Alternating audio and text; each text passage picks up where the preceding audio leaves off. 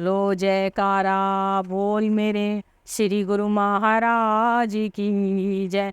बोलो साचे दरबार की जय। बोलो श्री अनंतपुरवासी भगवान की जय।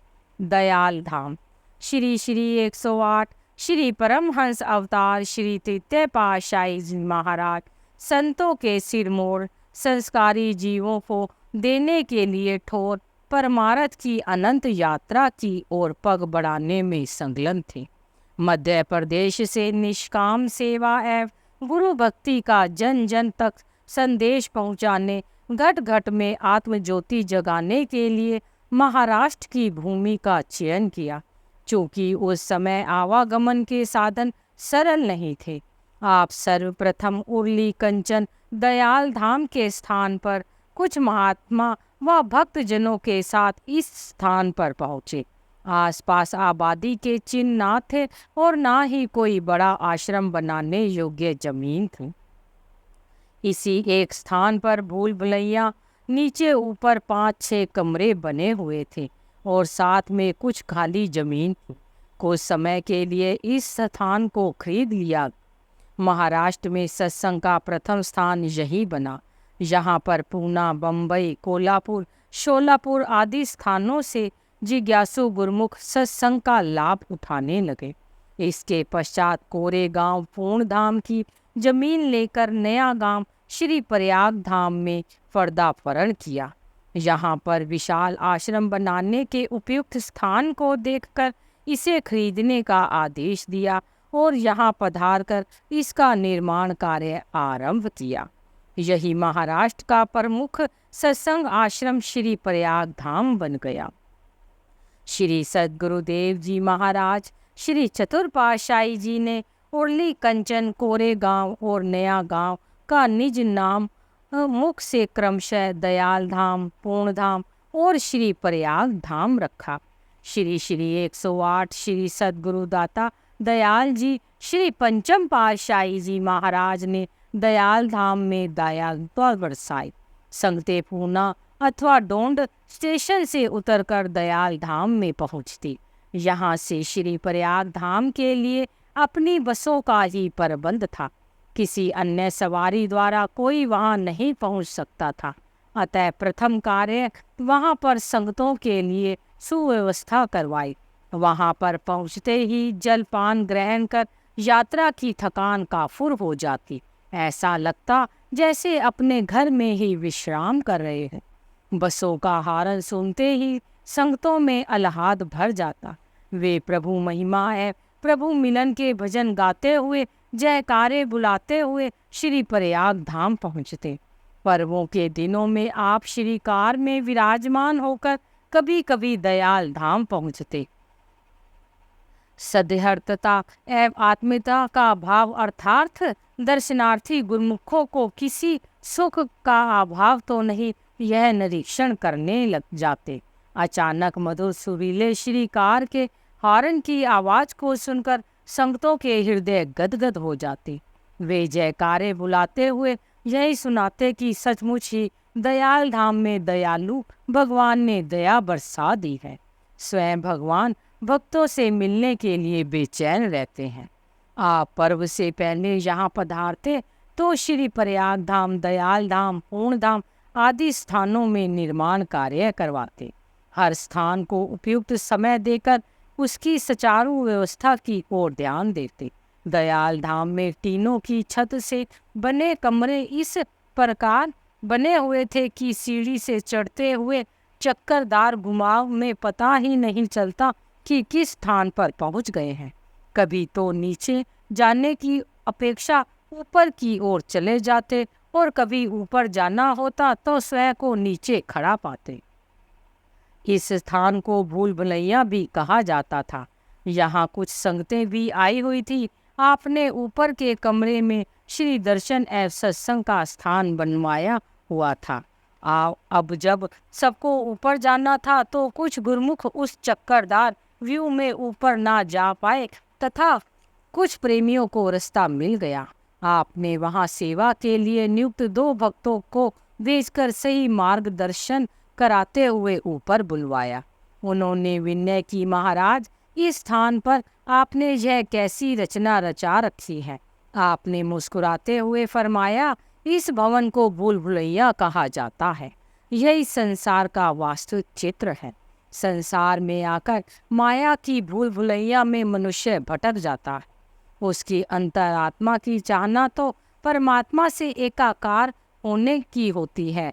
वह प्रभु दर्शन पाने की इच्छुक होती है, परंतु लक्ष्य पर नहीं पहुंच पाती। सत्पुरुषों की सुसंगति में इसे सही दिशा मिल जाती है और वह माया की भटकन से निकलकर मंजिल पर पहुंच जाता है। कहा भी है, माया भुलावे सब जग भुलिया, बिरसाया करतार। माया तज भक्ति चित लावे, विरला गुरमुख प्यारा। माया के बुलावे में आकर सारा संसार अपने लक्ष्य को भूल गया है। चित्त में प्रभु परमात्मा की याद को विस्मृत कर दिया है। इस माया की लुभावनी चकाचौंध से कोई विरला गुरमुख ही भक्ति की ओर उन्मुख होता है। आपने इस भुलैया भवन की सीढ़ियों को इस प्रकार से बना दिया जिससे कि सरलता से ठिकाने पर पहुंचा जा सके। इन कमरों को पक्का करवाया और नीचे एक हॉल कमरे का निर्माण करवाया। श्री प्रयाग धाम से कुछ सेवकों को यहाँ भेज देते और स्वयं प्रातः अथवा साय समय यहाँ पर विराजमान होते और सेवा करवाते। कभी कभी श्री प्रयाग धाम से के सभी शरणागत निवासियों को इस चक पर बुलाते, स्वयं वहाँ विराजमान होकर सेवा करवाते और भंडारा कर श्री वचनों से सबको सरसाते। पुरानी टीन की सभी छतों को हटवाकर लिटल डलवाया और दीवारों को प्लस्तर करवाया।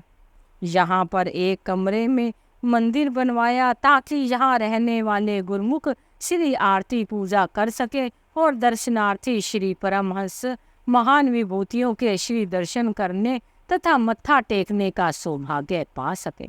श्री मौज अनुसार लंगर का स्थान बनवाते समय आपने श्री मुख से वचन फरमाए, जल्दी करो, 2 दिन में ही इस कार्य को पूर्ण करना है।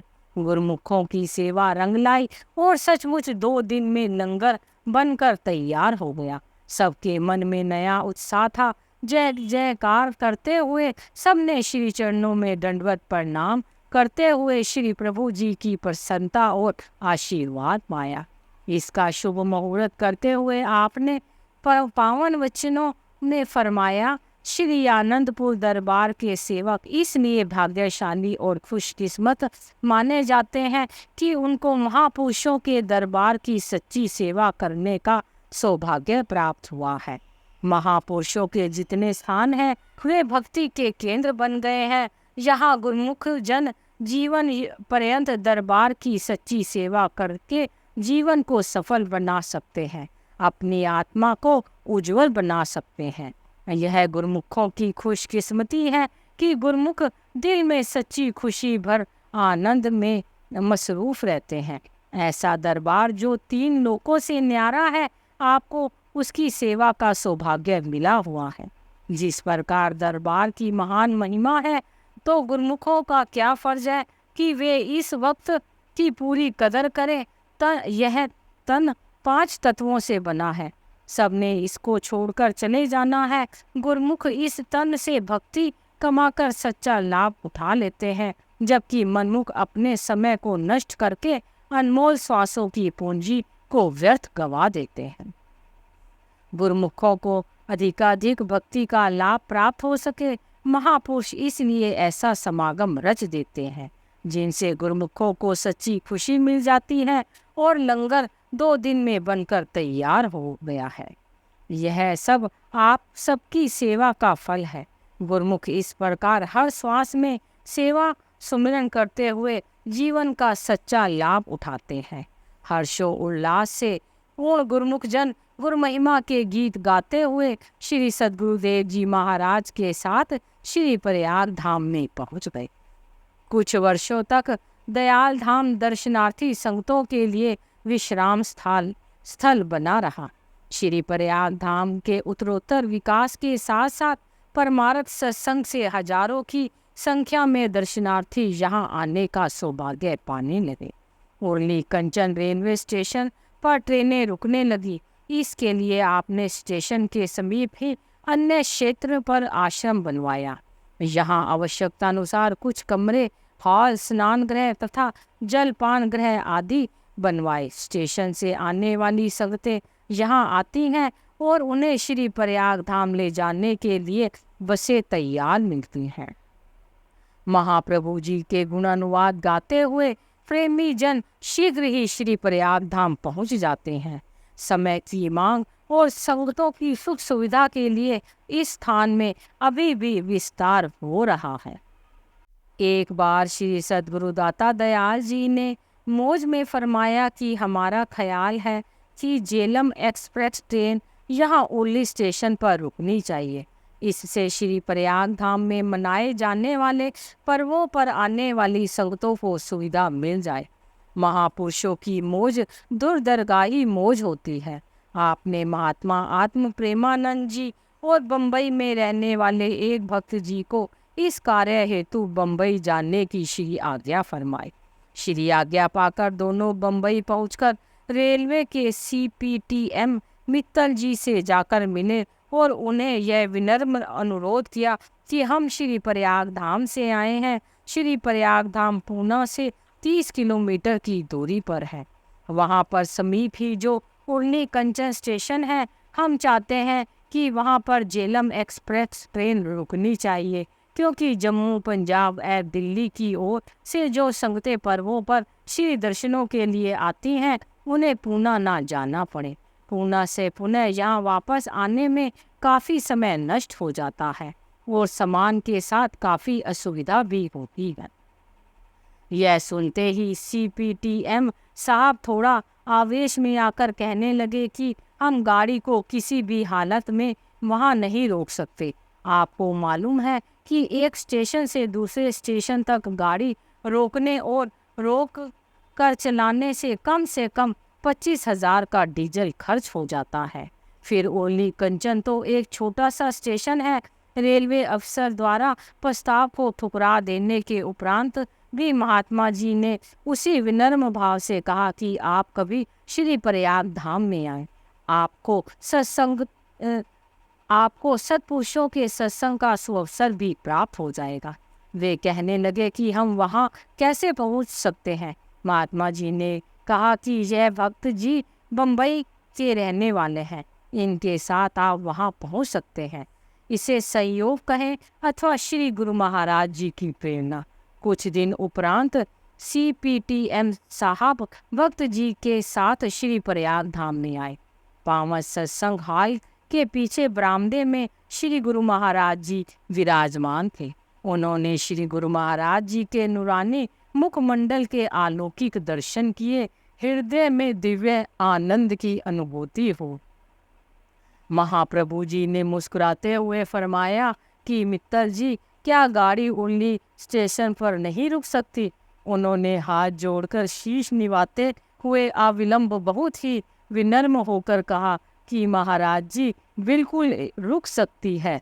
सही मायनों में महापुरुषों के दर्शन की एक झलक जीव के विचारों में अद्भुत परिवर्तन ला देती है। उन्होंने बम्बई पहुंचकर तुरंत ही झेलम एक्सप्रेस को उर्ली स्टेशन पर रोकने के सारे प्रबंध कर दिए।